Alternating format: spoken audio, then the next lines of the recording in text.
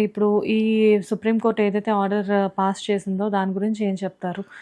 So డెఫినెట్‌గా ఒకవేళ వాళ్ళు ఒక మంచి ఆలోచనతోని వాటిని అన్నిటికి మంచి ఒక లగ్జరీ హోమ్ ఇచ్చి, వాటికి మంచి హౌసెస్ కట్టించి, చక్కగా దాంట్లో అన్నిటిని ఒక గొప్పగా చూసి లగ్జరీ లైఫ్ ఇవ్వగలిగితే that is the great thing. Is it possible sir? That is actually practically impossible. Then but ఇక అలాంటిది మనకు అయింది కాబట్టి జనరల్‌గా ఒకటికి 2 సార్లు మళ్ళీ ఆలోచించుకొని so you are not supporting finally.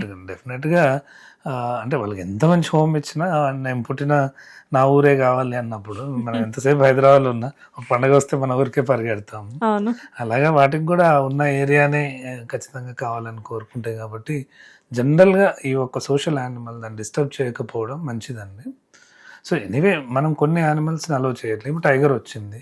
అందరూ అలర్ట్ అవుతున్నాం. ఒక టైగర్ వచ్చింది అంటే దట్ ఈస్ యొక్క ప్లేస్ ఇక్కడ కాదండి. దాన్ని ఉండాల్సింది ఎక్కడ?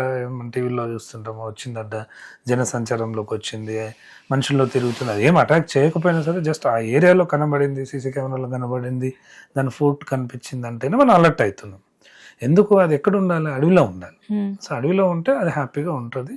దట్ దట్ నేచర్ దాని హౌస్ అది అక్కడే, అది పుట్టి పెరిగింది అక్కడే.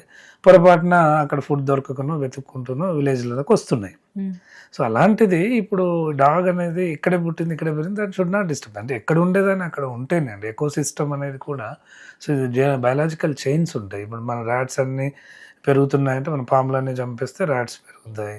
డాగ్స్ అన్ని చంపేస్తే క్యాట్స్ పెరుగుతాయి. క్యాట్స్ అన్ని చంపేస్తే మనకు ఎలుకలు పెరుగుతాయి. ఇలాగా ఇదంతా ఒక సిస్టమ్, ఒక చైన్. ఇది ఎకో సిస్టమ్ గాడ్ క్రియేటెడ్. ఇదంతా కూడా మనం వి షుడ్ నాట్ డిస్టర్బ్ చేయొద్దు.